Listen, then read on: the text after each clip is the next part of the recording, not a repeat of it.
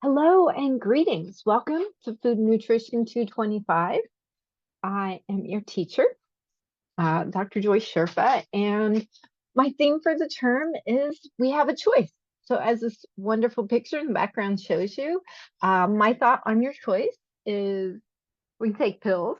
We do have a booming supplementary business, or we can learn to eat real food. And that is what I hope to educate you on during this term. And I apologize. I usually have a picture of myself. For those of you having to watch the video, you'll just have to come to class because it is a face-to-face class. All right. So, Hippocrates, if someone wishes for good health, one must first ask oneself if he is ready to do away with the reasons for his illness. Only then is it possible to help him. So it's really easy for us to say that to somebody else, but really think about it for yourself. Not actually yet. Because the first thing you need to engage in for these first 3 days of the class, starting today, or if you like, you can actually, if you remember yesterday, you need to write down everything you eat for the next 3 days. And you can do it. There is actually on Blackboard. There's the week one folder, and this is posted there. If you like this chart, I'll show you some other options. But you're going to just write down what you ate all day long, your snacks, whatever. You are not to change any of your habits yet. That will start on Wednesday. So if you actually remember what you ate yesterday, you can start with yesterday and don't change anything, because at the end of the term, we're going to do this again. And this is actually very helpful to look back on. The students who actually had the greatest success, I would say, during the term were the ones who were truly honest here and wrote down. If you can remember what you ate Saturday and Sunday and want to write down the past 2 days, for the most part, and it's okay if you forget one thing, but I'm not going to judge you. I just kind of glance at it. This is more for you to really write down what you are eating. And then we'll get into some of the healthy changes 1 week at a time. And so this is one idea. You're going to do more than just writing down what you eat. You can see at the bottom here, an activity. So did you go for a walk? Did you work out at the gym? Things like that. I also encourage that you do more than that. Now, if you want to really get into it, there's apps on your phone that you can download for free, and it will tell you how much protein, how much carb, how much fat you ate. We're going to go through each of those major macronutrients. We'll also be talking about the micronutrients. And if you want to take, there are programs that will do that. How much fiber? You can do all that counting if you want, but I'm not requiring that of you. I'll be talking about that more as we go through week by week. But if you'd like to, you can absolutely do that. You are just needing to write down what you ate. And then you're going to be writing a paragraph about your thoughts about that. If you really want to go into it and look at the cholesterol, the sodium, the calcium, the vitamin A, C, and E, all the other vitamins, you can absolutely do that. There's programs that do that if that's your belief system. Or you can just simply write this down that, hey, I ate 10 bananas today. That's fine. All right, if that's where you're at. I also recommend, because this is really helpful, is to write down how you felt before the meal and after, before the snack and after. Like, I was having a breakdown because somebody had posted something on Facebook about me and I wasn't very happy. And so I went and ate a whole quart of ice cream. We've all been there, we've all done that. And so you're just writing it down, or how you felt after the meal. I also recommend, besides just the activity, is you comment on your sleep. How was your sleep that day, that night? How was your energy level? Did you feel really energetic that day and the next day? Really, because it's a reflection, because your food actually affects you for the next 3 days. And there's something else. I'm not remembering it right now. You can do it in this nice grid system, or you can be more creative, especially those of you, we're all a different creativity. And so you can see, was your mindfulness, what was your mood, what was your attitude that day? I know the thing that I was forgetting. You should also comment, if you like to, on how your bowels were. So, did you have a bowel movement? Did you poop today? Were you constipated? Did you feel grumpy? Did you have five, mocha lattes? Whatever. Just write it down. Did you go to McDonald's? What you had there? And again, I'm not reading it. I'm not going, oh my gosh. I'm just looking. I'm looking. It's more for something for you to look back at the end of 10 weeks, because you're going to do this again at the end of 10 weeks. And so this one, they also they put down that they were feeling amazing. You can see in the top center. And yeah, you can be as creative. This is your journal, or you can do the nice grid system. I've also had some students who are very artistic and they actually diagram their whole 3-day journal. So if you're able to draw bread and grapefruit or hard-boiled eggs, great, go for it. But again, do at least add in how your sleep was, add in how you're feeling, why you had that. And then you're going to also add after this is just a grid system you're doing. You can do it by hand. You can do it on the computer, whatever works for you. Some of you have beautiful tablets and can do really fun stuff. You can add pictures if you want, like photographs.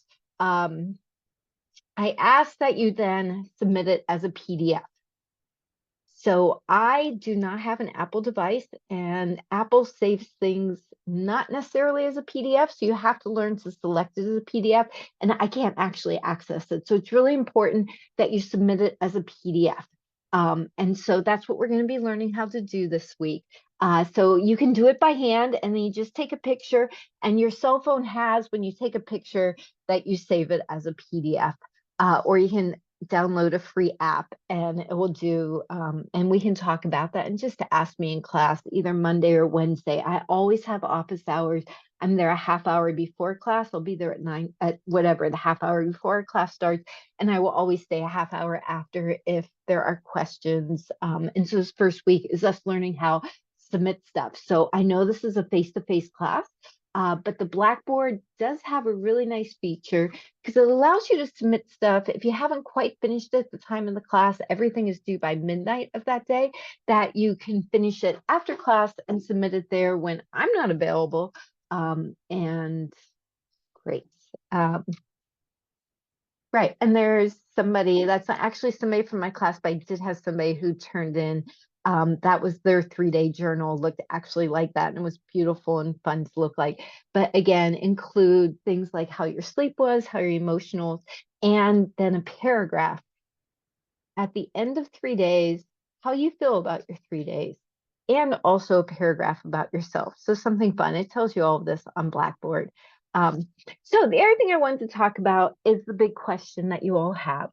It's about assignments. What else goes on in this class besides that you're going to do a beginning of the term and the end of the term? Well, each week we're going to have a theme. So, and I'll talk about more that. So the first week it's going to be dealing with broccoli. Next week it deals with fruit. And then we talk about salads and greens and stuff. And so your assignments, well, we could do multiple choice quizzes every week on what I'm going to be lecturing on. But, that's old school. And I'm way over multiple choice stuff. So you will be, instead of quiz, you're going to have homework. And so there'll be questions. This first week, your homework is that 3-day journal. And so that and attendance. So that is every week. Your attendance does count. It is whatever it says on your syllabus. If you miss class, you do need to email me to tell me what's going on. Doesn't need to be a lot of information, but your homework is still due. You will lose some points because you were not in attendance, but there are points to spare. And everything was videotaped a year ago in 2021. So you can always go back and watch the video to answer the questions from the homework.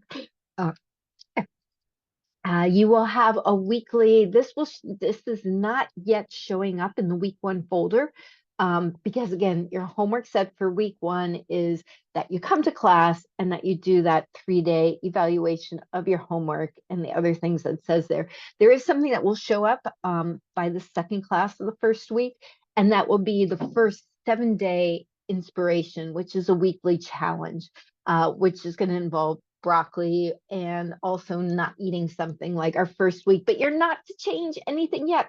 because you have to, for the first 3 days, truly write down what your diet is like. And again, the people who were able, who were really inspired the most by the class, and I can really tell that, were the ones who sincerely, these first 3 days didn't change anything. There's also going to be 33-day inspirations, which are an extension of those 7 days. And I'll talk about these more on Wednesday or Thursday, whatever our next class meeting is. There's going to be a weekly documentary that it will be assigned there. And again, that will show up for our second class, and that will be there, or an article you have to read. And then you're also going to get to make a healthy recipe each week. So it could be one that I like, show you one that I make. Some people will take that and modify it based on their ingredients, or you'll be able to find one. And again, that there'll be more details about this at our second class meeting. All right. And late stuff, this is actually important. Late submissions lose 1 point per day. So if it's a day late, that's really not a big deal. You lose a point. There's points to spare. But if you keep turning in everything late and you start turning things in a week late and you start getting behind, this adds up. And really, it's the people who then, because if it's a week late, then you end up being a week late on your next one, possibly. And you just stop turning stuff in. And then that adds up a lot. All right. Yeah, and so you're going to be creating your own recipes. The class is FN 225. The F comes first, which stands for food. That it is food and nutrition, or the nutrients of food. And so we're going to be learning how to cook. If you've never been in a kitchen, you're going to learn how to make some simple stuff. We're also going to be looking at food labels, and we'll be talking about this more again at our second class. And you will be doing 3 class presentations throughout the term. And you'll see that the syllabus I handed out, or you can download it. If you're watching this, because for some reason you weren't there the first day when I went through all this. So the class presentations, everybody ends up doing great, and you become a really good presenter if you're not already.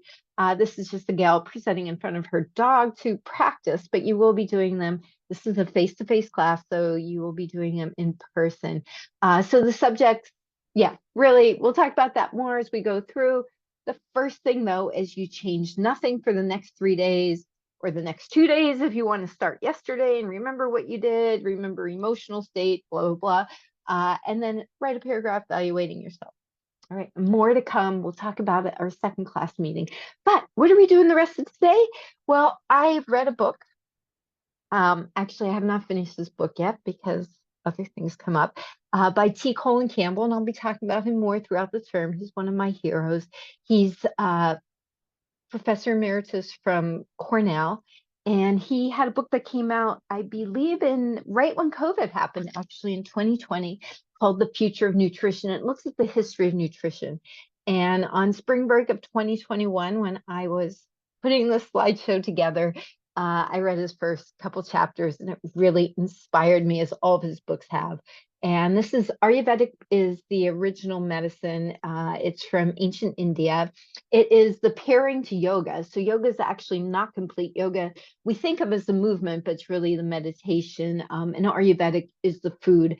And this is their proverb is, when diet is wrong, medicine is of no use. When diet is correct, medicine is of no need. And again, it shows the pill rather than pills. What about eating an apple a day? But again, you're not changing anything for 3 days. You can just listen.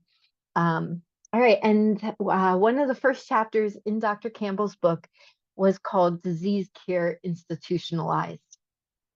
And we'll talk about that. And so he talks about that when we study disease, and by the way, let's go back one real quick. In case you've never analyzed the word disease, disease is actually dis-ease, that we're not at ease. So when somebody is not at ease, that's when we're diseased. And he said it was really that we look at it from 2 standpoints, even historically, that disease is either local or constitutional. So let's walk through these.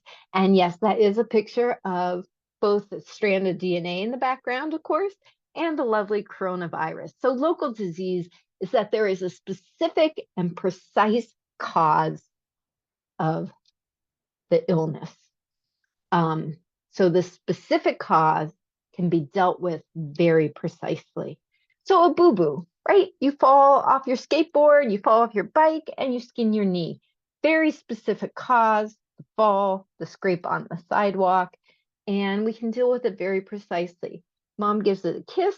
There's actually opioids in our spit. So there's actually a reason behind that whole thing of your mother giving your knee a kiss. And we put a Band-Aid on it, we clean it, etc. So we have bacterial and viral causes, right? So like COVID-19 is the big one that's still out there. Environmental toxins. So the disclaimer I forgot to mention, but it's here now, is I have actually been a chemistry teacher for a long time here at Mount Hood, so over 25 years. And my background is as a biochemist. I have a doctorate from Duke University, go Blue Devils, in biochemistry. And so I got a job here teaching chemistry and biochemistry. But my true passion is looking at nutrition. I also have a degree in Oriental medicine, in Chinese medicine, and acupuncture. And when I took a nutrition class there, my first nutrition class, this is again over 25 years ago, it totally changed my perspective on everything. And so hopefully I can get you to all just think and not necessarily change your perspective. Let's see, environmental toxins. Oh, of course, the biggest environmental toxin of all is cigarette smoking. Whether you're vaping or anything you're smoking, it is a toxin. And then, of course, the big one out there right now is it's in my genes. It's in my genes. So I'm a biochemist. I was actually a gene jock. I actually worked with DNA, and it was before molecular biology was a major. And so that's why I'm a biochemist. And so we can say, oh, I have a bad gene, and we can isolate it and maybe fix it. And so this is a quote straight from the book. Every disease depends on one single indivisible cause for its origin and existence. That's the idea of local disease. And so pollution, and specifically looking at breast cancer. And again, this is from his book, that breast cancer is caused by a very specific agent. That's how we look at cancer often. And so if we remove the breast, we've removed the cancer. And yet we still keep eating bacon. So smoking causes cancer, bacon causes cancer, because it does. They are both class 1 carcinogens. It's actually very hard to be classified as a class 1 carcinogen. It is known to cause cancer. In case you didn't know that, cured meat, processed meat is a carcinogen. Plutonium would be our third known carcinogen. But smoking bacon cures it. Anyway, if you get the pun, great. So then constitutional disease. Flip the coin. Disease has deeper origins involving complex pathways of metabolism characterized by nutrition. So rather than saying it's a specific cause, this is saying that your constitutional well-being, your metabolic well-being, it's much more complex. And nutrition has an impact there. And so the classic example here was in 1888. This is actually local cause that some of the very first cancers that were studied and the local cause of disease actually goes back before 1888, was this is a chimney sweep in London, and they had scrotal cancer, and it was known that the smoke and chimney sweeping was going to cause scrotal cancer. However, no matter how many chimney sweeps would get scrotal cancer, the majority of them actually did not. We can say the same thing with COVID, that although we've all been exposed to COVID, not everybody got it every time, and other people got it every time. So why is that? Why do some people are so much more susceptible than others? And that is the idea of constitutional, not looking, saying, oh, the chimney smoke causes this. It's more, why did some people get it and others who were up and down the chimneys just the same did not become ill? This is a picture of an 8-year-old boy, and this is before childhood labor laws, that they would actually use small boys because they were smaller than grown men to do this awful job. So the question really becomes, which theory dominates today, local or constitutional? Well, if we look at it, they serve bacon in the hospital cafeteria, and then they're giving you chemo for colon cancer on the 9th floor. Makes you ponder. So the question that Dr. Campbell asks in his book, and that I often ponder, is why isn't there room for both? That we can discuss nutrition, discuss our mindset, as well as look at the specific causes. So having surgery to remove the tumor with as well as nutritional and lifestyle counseling to optimize the body. And a lot of hospitals are doing that, but where is the emphasis still? Can we find a balance? So that is a picture from a hospital, food, and from Business Insider reports like a couple years ago, around the time of COVID, might have been right after, was some hospital food is actually worse than McDonald's. And if you look at that food, there's no vibrations in it. This is what we're feeding the sickest people. They're in the hospital, and it's a reminder for 3 days though, don't change any of your eating yet. Um, so this is actually from a documentary you'll have a choice to watch. The hospitals make money off of surgeries. So we can't do anything that's going to negatively impact the hospital. And this was a health administrative um, from a hospital who refused with the health directors, that was the documentary, access to the doctors to discuss having more preventative medicine. And I actually came back from visiting my mom, who's 88, and on the train, they community sit you with other people, and at several of the meals, we actually sat with retired doctors, and they were very much, it's all about surgery. It is all about medication and stuff. And all right, so The Natural History of Cancer. This is a book that actually came out in 1888. It blew me away because I thought we didn't know about it back 150 years ago, but actually they knew there was a problem back then. And this is what he says, a quote from the book: "There's probably no single factor more potent in determining the outbreak of cancer in the predisposed." Interesting, predisposed. So he's saying the constitutional than excessive feeding, gluttony. The gluttonous consumption of proteoids, especially meat, which is such a characteristic of this age. It's 150 years ago. What would he say today? In our modern industrial cities, again, this is a quote from 1888, as well as the insufficient fresh vegetable and sedentary lifestyle. Do you think it's gotten better in the past 150 years? Well, okay, 134, 5 years. No, right? And so what would you think of our gluttony today? Those lines at Chick-fil-A that are back, actually, they got longer during COVID. In 1908, over 100 years ago, there was a parallel relationship shown between the affluent diet, meaning excessive eating, and excessive animal products with cancer, heart disease, diabetes, arthritis, gallstones. This isn't like 5 years ago, 10 years ago. That's not a typo. This is 1908. We have known for over 100 years the connection between diet and disease. And yet, we market to children. We get them hooked as young as possible with beautiful colors. And then we believe these societies are on our side. So the American Cancer Society, who actually was called something different first, they had to change their name. But anyway, this is interesting because this is all right after World War II. and look at their slogans, that it's a war on cancer. Cancer can strike anyone. It's it's is this for a bomb raid that's going to happen, or no, this is for cancer. Guard those you love. Conquering cancer. Our war on cancer, right?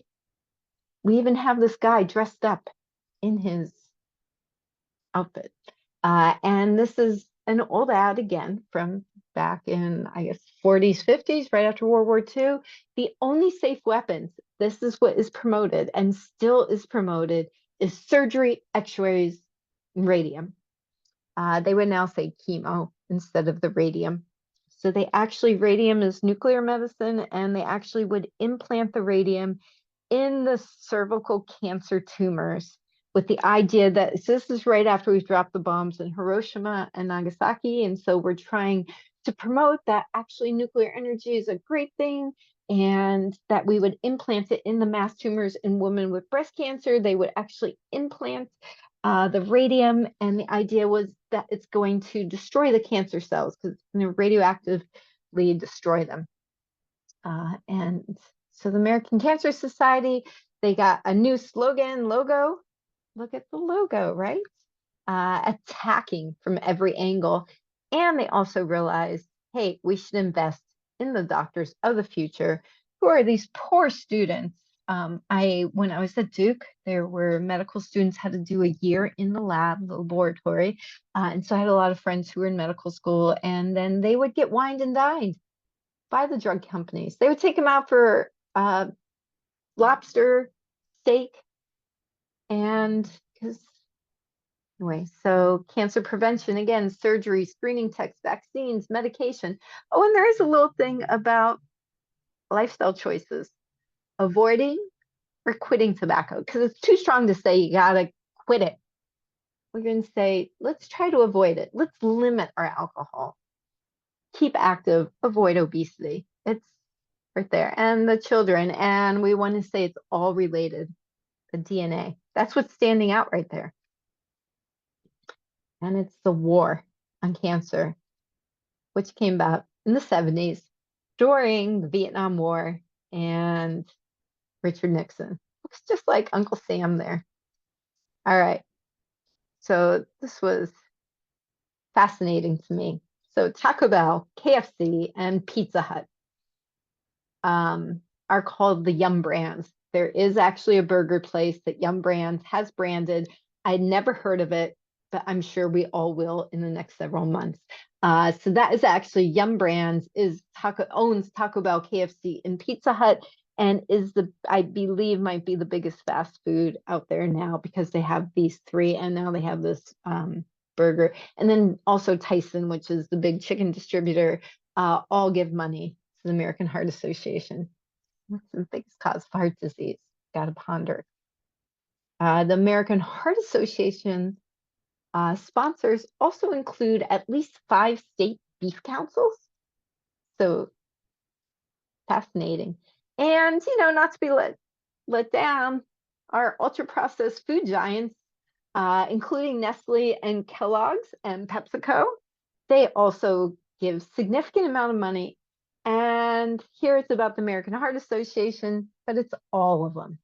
And Yoplait, KFC, and these guys, Ditz and Watson, which is ham, cheese, processed meat, snacks, they donate to the Susan G. Komen's breast cancer research, where a lot of that money is actually, yeah. And that is because dairy, all of the organizations that you want to think of take a significant amount of money. I don't think I could put enough dollars there from our meat and dairy companies. So these organizations are telling you how to become healthy, heart healthy, to avoid cancer, are taking money from these companies. Something to ponder. But again, you can't change your diet for 3 days. All right, this is another one of my heroes. This is Dr. Greger, and you'll be hearing a lot of me talking from Dr. Greger. I have not finished this book, How Not to Diet. If I had made a required book for the class, it would be his first book, How Not to Die. That would be my true dream nutrition class would be that we would all have that book and we would walk through that book. I cannot recommend it enough. You can find it really cheap used, if anybody's giving up their copies. But this is the second book. It's extremely dense. The first thing, so I had a yoga teacher who was really crazy, and he made us all get How Not to Die. And I finally got it because I was tired of having him ask me. And so when it came, the first thing I do is I flipped the back of the book to see how many references there are. And I was blown away, because a substantial, I mean, there were like 1,000 references, and they were really lofty science journals. And I went, okay, well, this guy did his research. And then I read the intro and I was crying in tears trying to read it to my son. And it's a beautiful story. This book, his second book, doesn't actually have any references in it. There is a barcode on the back because there's over 10,000 references that it would have to be its own book. And so you actually scan the barcode, type in the number, like reference 1022, and it will take you to the peer-reviewed journal article and you can read it. And so he has made this extensive library and he's made it his commitment in life. And it has to do with the story. The intro has to do with his grandmother who was told she wouldn't see him graduate, wouldn't see him get married, all these things. She had heart disease. Yeah. Anyway, and it inspired him as a young lad. And in this book, he talks about, I have actually not finished the book. There's so much information in there. But I do. I read, I then research some more, and then I read a couple pages. It's just how I read. It discusses a meta-analysis that was done of being overweight. So a meta-analysis is where they look at all the studies. It's a computer analysis that have been done on being overweight. And I have the word overweight, so it's not just obesity. And so it looking at all these studies. It's looking at 200 countries. The U.S. definitely is in there since we are lead the way, and well, actually we're number 17, and 50 million people. And basically, the summary of it is excess weight accounts for over 4 million premature deaths every year. And so what he did in this is one of his first chapters in the book, is he said the consequences are as easy as ABC.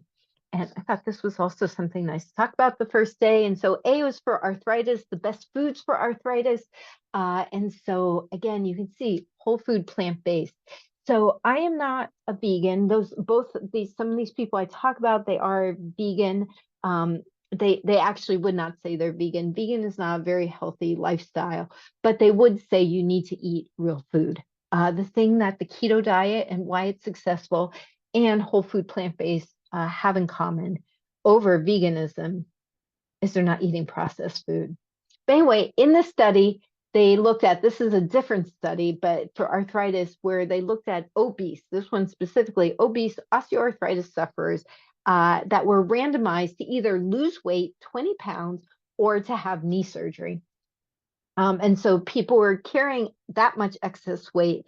Their knees are getting a lot of weight on them. And so the first one is normal knees, all of us, these beautiful knees. And as you start getting arthritis, you can see the calcification. And eventually, this is actually knee replacement. So not arthroscopic surgery, but actually replacing the knee. And so half of the people were either put for 8 weeks to lose weight, or they had the knee replacement. And what they found is after 8 weeks of losing weight or having a knee replacement, they actually were at the exact same place. So the people who just ate healthier lost, gotta be my next thing, yeah, that lost 20 pounds, actually had the same mobility as people who went through the surgery. And so they concluded that, why don't we first have people try to lose weight before we have the knee replacement? This is fascinating that 1 in 200, so half a percentage of knee replacement patients die within 90 days. So when you have any kind of hospital procedure, you sign a form. It's usually several pages long, and in there it says, oh, by the way, this is how many people there is a risk of dying from this. And the doctors know it. And they said they tell the patients, and the patients are like, no, I want the surgery. My knees hurt. And this is the thing that's fascinating, not the people who lost weight, but 20%. This is all people who have knee replacement. 20% of people who have knee replacement surgery are not happy with the outcome. We should also ask, were they happy before they had the surgery? I'm sure all the people who lost weight were actually really happy to be more svelte and hopefully continued with that. And so you can Google that. The biggest thing is eating real food versus processed, fast food, deep fried. And that's what we're going to walk through the term. Again, you guys aren't supposed to change anything for 3 days. That's why if you remember what you ate yesterday and even the day before and today, and then want to start making the changes, sure. So the foods that help arthritis, that we can go through all this kind of stuff.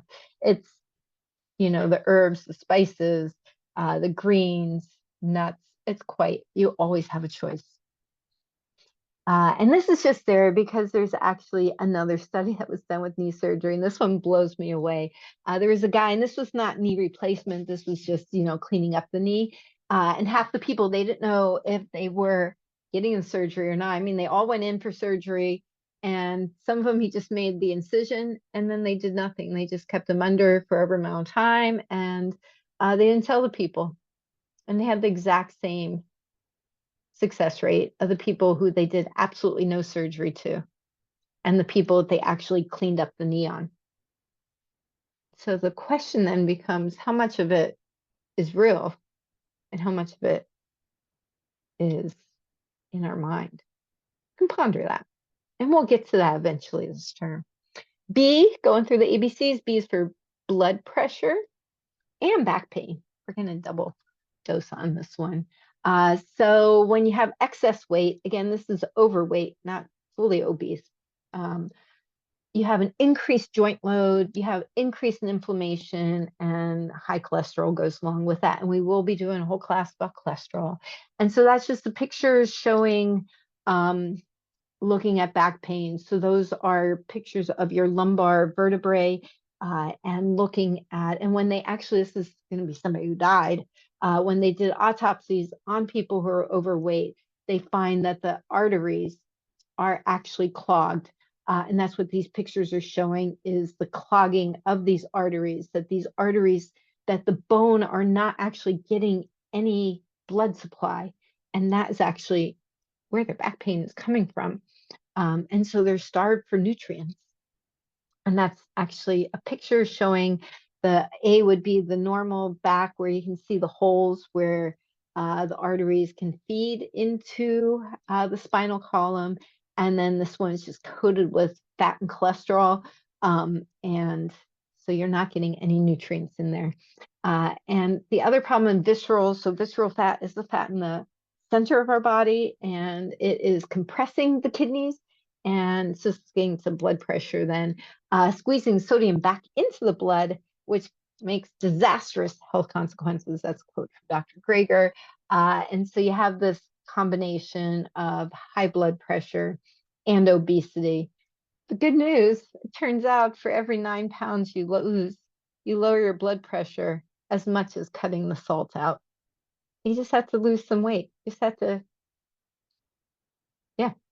And that's a picture in case you've never seen. Most people have seen like the heart, but we do have other organs that are really important in our body too. And so a healthy kidney is on the left, and on the right is the kidney surrounded by the fat. And the thing that is fascinating is our body is, they call it plastic, is, I don't know what plasticity, which is our body heals. And so as you lose the weight, the kidney suddenly can get the back bones suddenly are getting better circulation, better nutrients, and they heal. Our cells are always turning over. Your body heals. C is, of course, for cancer, and those are pictures of what they think cancer cells. So these are 13 different types of cancers. that are associated with being overweight. There's the list, and 3/4 of people surveyed had no idea there was a connection between obesity or being overweight and cancer. And so why is there? Because when you're overweight, you have chronic inflammation and you also have higher levels of insulin, and insulin is a growth factor. It promotes growth of cells. It also promotes storage. So if you're taking insulin, it's going to make you store rather than use, and something to ponder. And also, when you have higher body weight, you have usually higher levels of estrogen, because the excess fat actually is what produces estrogen. One of the places produces estrogen for males and females.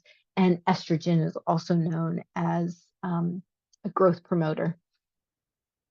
But it's all right, because Kentucky Fried Chicken is donating. It's actually, I believe now, $1 a bucket during the month of October to help fight breast cancer. American Cancer Society is attacking cancer from every angle. It gets even better. It's not just about cancer, right? There's sandwiches, which apparently have gotten bigger, or the bun's gotten smaller. On Giving Tuesday back in November, apparently KFC, for every one of those giant sandwiches that people bought, they gave $1 to fight hunger. And this was me, so I felt loved. Apparently, at the beginning of the school year, I missed it in September. Cannot think when the last time was I was in the KFC. I don't think Joey, my son's name is Joey, by the way, whom you talk about, has ever been in KFC, but they were giving out chicken to all teachers, and I missed it. And this is in Canada, their food banks, that they didn't donate the meals, they donated money for the meals. But we will talk about that. So C also has to be for COVID in this day and age. And this is actually a pretty amazing map that shows obesity. So this is the amount. I don't unfortunately have the year. This is probably 2021 that this map came out, and the highest rates of COVID, and the severity of the COVID. And so you can see the darker red. So as much as we feel that we in Oregon and places, New Jersey, my mom's in New Jersey, and they were hit so hard initially. But and if you look over on the right side of the screen, it's the areas, there is an ethnic disparity. This is also showing obesity rates, which is a perfect mimic of this. I went to school in North Carolina, and again, go Blue Devils. And so having looked at how people ate there, it was amazing. There is a connection between poverty with education and all that. The real question is, what is Colorado doing? Because they're not the same color as anything else. There are other maps. It's Colorado, Massachusetts, and actually Hawaii are actually now all estimated to be lower. And so, which is fascinating. So the biggest burden, obesity, is on healthcare. The US, we're number one beyond everything else, the whole rest of the world combined. There's no comparison. This is actually looking at over time, over the past 10 years, the amount, how many states, so number 12 and moving up to 22 over 10 years is the number of states with obese adults above 30%. And the red is adults, right, over 35% of states. And that's the one that's scary, that obesity rates are now over 35%, over 30% in 41 states. Back 10 years ago, there were no states that had 35% of the adult population. This is in the United States. Kind of blows you away. The red is that we're doing worse, and there was no red before. So those ones that were the blue originally, they started moving up into the red, and other states caught up. And probably we can guess what the 9 states are that are not there yet. This is actually, we'll be looking at these as we go through each of the macronutrients, these charts that look at obesity And we want to blame high fructose corn syrup. We want to blame the dairy industry. We want to blame oils. And there are correlations, and we'll look at that 1 week at a time. The thing that blew me away with this, though, is the green line. So I'm looking at the graph on the left. Red is obesity rates, which are skyrocketing, even though high fructose corn syrup has plateaued and decreased, and sugars have plateaued. But it perfectly mimics TV ads. And when they did an analysis looking at income, there is also a perfect correlation that the higher your income levels are, the lower the obesity rates. And they actually found where the perfect correlation is when we make it into a log function. And we have made our inner cities, they don't have access to fresh food. They only have access to highly processed and fast food. And so the quote at the bottom is that we want to speculate that was the high fructose corn syrup that was the driving force behind obesity. And yes, it's a contributing factor, but it's more than just that. It's all right. KFC is donating money to the food kitchens. D is for diabetes, moving right along much faster now. And I'll talk about diabetes a lot more during the term. That's all right. We have insulin. Insulin's going to promote growth of cancer and make you store all those calories. E is for encephalitis. So that's why Alzheimer's shows up here. That has to do with your brain. And so there is a connection between being overweight and Alzheimer's. And I'll talk about that more when we get to cholesterol. Fertility. And so women and men who are overweight are much more higher rates of infertility. So it's both the male and the female. G, gallstones. Gallstones are very treatable. There's actually a mechanical way you can get them moving and with diet. And it's also for GERD, which I had not even heard of. I'm not even sure that acronym existed 10 years ago. Again, I show this multiple times throughout the term. This is from New England Journal of Medicine. This is in 2017 article where they talked about reductionism in medicine. So if we look back 200 years ago, a person was sick, you had an illness. And we had names for the illness. And then suddenly, like 100 years ago, we start saying, hey, we have ways to image, and we can say, hey, it's because this area of the lungs is showing this. And then we start saying, nope, it's the microbes. And we can say there's a cause for the tuberculosis, and it's a specific microbe, and we give it a name.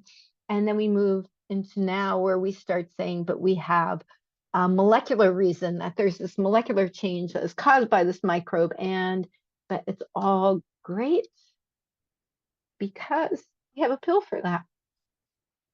And we have lots of pills for that. So this is a nutrition class, so we will be talking about the vitamins and the minerals. So this is a group of essentials. There are more essentials than just this. But I will have students ask me, what do I have a recommendation? I would never give a recommendation. I'm not. But in case you didn't know, the 14 mega corporations that own your supplements. So the supplement business is not regulated like pharmaceuticals are. And it's interesting. If you look in the upper right corner there, Clorox, that's bleach, actually owns these different nutrient companies. So yeah, and Nestle, as in the mega ultra processed food company, 5 different ones. Interesting. And it's big business, giving out pills for everything. We'll get to that. The U.S. dietary supplement business is booming. It's huge, and this is the growth projected over the next 10 years. I think it's actually bigger than that. So Hippocrates, another quote from him, leave your drugs in the chemist's pot. So in every other country, a pharmacist is actually called a chemist because they're working with chemicals. Leave your drugs in the chemist's pot if you can heal the patient with food. And one of the things I love about this is the spices. And we'll talk about spices. You're all going to do a paper on a spice at the end of the term. But just a handy dandy reminder that I keep reminding you, for the first 3 days of the class, you're not supposed to change anything. You're writing down what you eat. Just be honest about it. Have fun. Eat your favorite food, because then we're going to be making challenging changes. Just one change each week and see how it goes. All right. You can count your calories if you want. You can count each nutrient if you want, or you can just write down. And everyone pretty much just writes down what they ate, how you felt about it. You can draw pictures, and let's just keep going. Let's talk about those fad diets. Fad diets. And they really don't work. And that's why I love the name of Dr. Greger's book, How Not to Die was the name of his first book. And the second one was How Not to Diet. Because what we want to do is learn how to eat to support our life. And I can tell you this, if you look at this, this is such a cool slide. I wish I had made it. I've probably done every one of these diet fads. I've done it. I've been there. I've done that. And yeah. All right. So though, as I mentioned, the disclaimer already, I am a chemist, been a chemistry teacher for a long, long time. And as it said, right, the chemist pots. And so I wanted to talk about one diet fad that you can still purchase online. It's called 2,4-dinitrophenol. So you will hear me sometimes show molecules. There should be a picture of a molecule up there.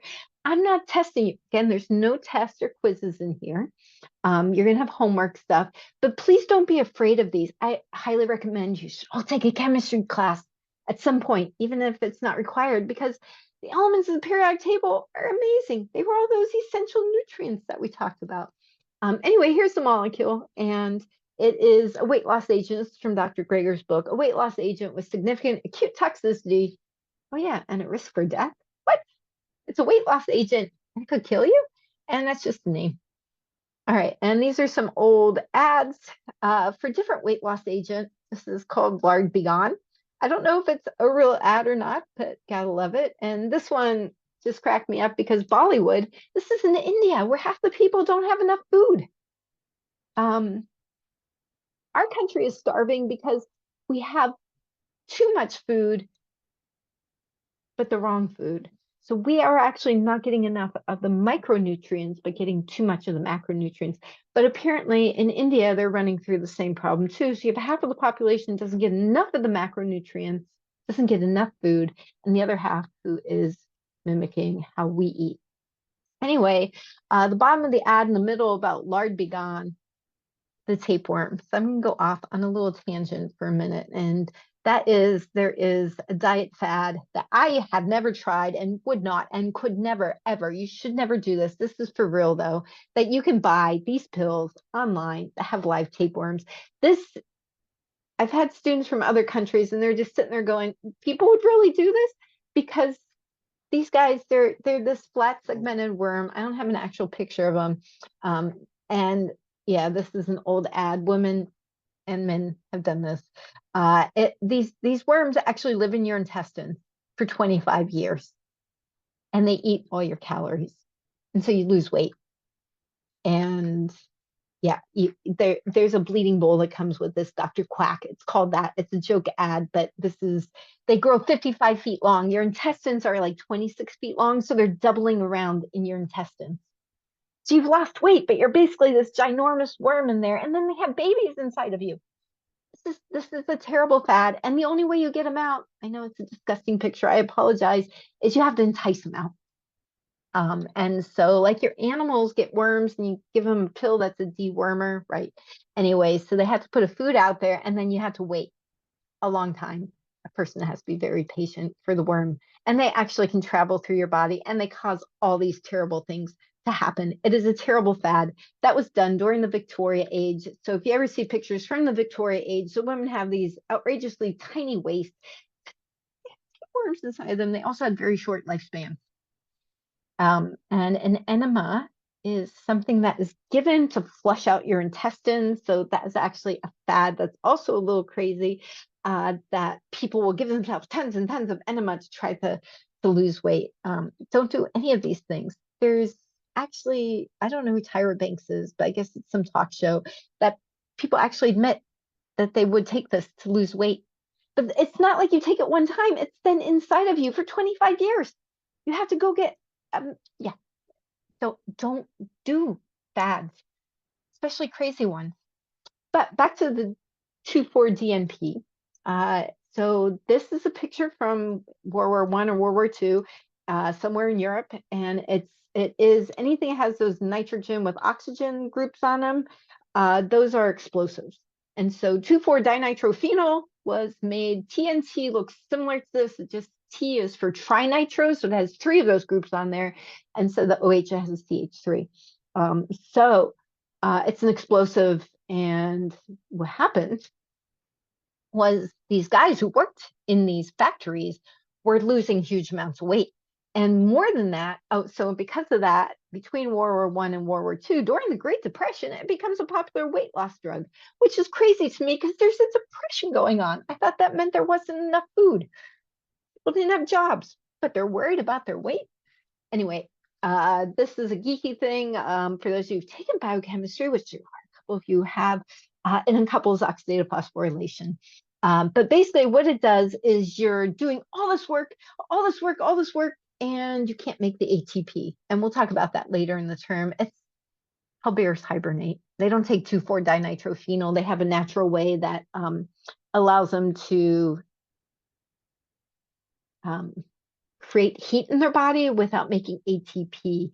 And so polar bears actually lose like half their body mass, I believe, while they're hibernating. They also give birth and nurse during their hibernation. These are some old ads, which are just, kind of goofy and fun to look at, but those are actually pictures of the pills. They were advertised as dinitroso, and so people were into this idea that it sounded chemical, it must be good for you, and you could lose a lot of weight fast. It causes your hyperthermia, means your body temperature is too high. Tachycardia means your heart rate's going crazy. Diaphoresis means you're sweating, and tachypnea means you're breathing too fast. There's a correlation between how many breaths you take during your lifetime and your lifespan. So this is not a good thing. It does lead to death if you keep taking it. Yeah, that's like, so it actually, so 1933 is when they noticed this in Europe. It's going to take time to get here, right? Because it's before the internet. By 1938, the US has banned this. They label it, the Federal Food, Drug, and Cosmetic Ad labels it extremely dangerous, not fit for human consumption. This is happening extremely fast that they say, whoa, we can't do this. This is killing people. Now, this is actually a niche, weird use of it, that on the Russian front, soldiers actually had to take this because it was the only way they could stay warm enough, because it was so cold. Their eyes would actually freeze shut. I don't have a picture of that. Thankfully, you can find anything online though. So this is just real quick. This guy, 1981. This is where the website, he was advertising. He had a weight loss clinic. And this is where Quack Watch comes from. So all these doctors who are quacks. And he was advertising, and he gave it a fancy name, and people said, oh, good, great. And of course it was in Texas. Court proceedings over 14,000, 1981. Keep in mind there, 1981. It was banned in 1938, but he's like, hey, let's bring it back. 14,000 people. Adverse effects included fever, shortness of breath, and death. So by 1986, he was convicted, fined, and said, hey, don't do this anymore. It took him 5 years, same amount of time it took them before to ban it. But here they just slapped him on the wrist, and he continued to use and distribute it to his patients for various medicinal claims. It takes another 22 years before he's actually jailed for fraud in the US for saying it was being used for cancer treatment in Europe. The crazy part is you can actually buy it today on the internet. Do not buy it. It is very unsafe. Yeah. Anyway, the picture in the lower right-hand corner is actually when I Googled intracellular hyperthermia therapy, I got this hit. And this is actually a real thing that is cool as going on in Europe, because we wouldn't do it here because we're bought into pharmaceuticals, but it is where they put magnetic nanoparticles inject in you to go to the tumor so they can make the nanoparticle attracted to the tumor cells. And then they use magnets to heat up the tumor cells, and cancer is extremely susceptible to heat, much more than any other cells. And so they can fry the cancer. And so it's actually a therapy that's being really looked at for mass tumor cells in other countries, not the 2,4-DNP, which is terribly toxic. Other things, other fads, smoking. Yeah, you actually do lose weight. The jiggle giggle machine, so it jiggles you. And this is actually a fad that's out there now. So you can go, the yoga studio used to have one. I tried it one time, kind of made me seasick, but you stand there and you hold it and it jiggles you. And so it reduces your cellulite, is what it says. They actually had cream you could put on that was dainty form. And then if you were too thin, hey, just drink beer. And I'm really not sure what this ad was about, but I love the name. Bile Beans to help you stay healthy, happy, and slim. And these are older ads. We've had this obsession about what our body looks like and being thin. Yeah, and you all know that, right? That advertisements for cigarettes were how to lose weight. My Aunt Josie. Oh, here we go. This is other ads. So the sexy, right, for different diets, the sexy pineapple diet. This is from Denmark. And this is reducing diet menus with Domino sugar. Sugar is going to help you lose weight. Or the ice cream diet, every fad you want. Or the best, the most popular fad at all that just keeps making it come back every 10 years is the low carb fad. And we will talk about carbs next week. There's the cotton ball diet, and I thought I deleted this ad, but we'll talk about it. That this is terrible. This is awful. Thank you to Dr. TikTok and stuff. This is a huge problem in youngsters. So models do this, movie stars do this. They will actually eat cotton balls to fill up their stomachs so they don't eat. And they will dip it in like ketchup so that it has a taste. This is so unhealthy for you. Right. There's like, it has a dark side. Oh, a serious dark side. You could choke on it, which could kill you. It's going to block up your digestive system, which is going to kill you. It's going to damage organs, and it's going to suck all the water out of you. And oh, and if that doesn't kill you right away, cotton balls have bleached polyester, which is extremely toxic and will accumulate and destroy your organs. But yeah, so it's right. There's even poems on these places. So thank you, Dr. Facebook, Dr. Google, Dr. YouTube. Everyone's a doctor now without having to do anything.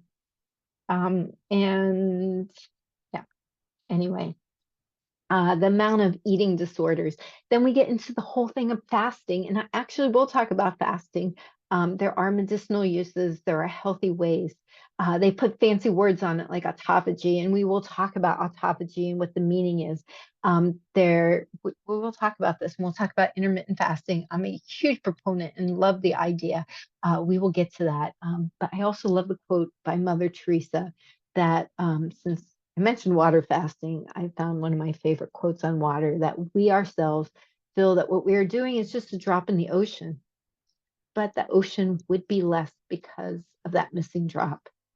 You are such an important person. Always remember that. And I found this cute little sketch on there. And so, right, the diet story, why diet fads never work. This is you before, this is you after the diet, you lost weight, you feel great. And then after the diet, you're back to bigger than before because you splurge. And so these are just other diet fads. We have the omnivore. We'll talk about all of these, the vegan, blah, blah, blah. We get into raw. Joey loved this slide actually when we were running through it. There is actually the mono fruit that is not healthy. The fruitarian is you don't want to harm the trees, you don't want to harm the plants, so you only eat fruit that has fallen from the trees and nuts. That is actually the only type of diet that you can't get enough protein because fruit doesn't have protein in it. And then there are the people who only breathe. They don't actually have to eat. And we can just eat dirt. You should eat dirt. A lot of good bacteria in there. And we'll talk about the microbiome. But for the next 3 days, you're not doing any diet fad. Or if you're doing a diet fad, well, you probably should stop that. But just eat for the next 3 days, or write down what you ate yesterday, and for the next 2 days, write down what it is. I just see that you turn in an assignment and read your paragraph talking about how it was. This is for you. So at the end of the term, you can see what your journey's been. And again, you don't have to use this grid. You can just write it out and stuff. And then you're going to write a paragraph. Some people write a paragraph each day about how they felt, how you feel about your 3 days, looking at it, some goals you might want to set for yourself, things like that. Like, did you have New Year's? It's like our New Year's resolution. And back to this, to really ponder, not about other people, but about yourself. If someone wishes for good health, one must first ask oneself, are you ready to do away with the reasons for your illness? Then it is possible to help them. And so thank you. I look forward to this term with you. Apparently that was my last slide. And again, blessings, good eating. Happy New Year. Stop recording.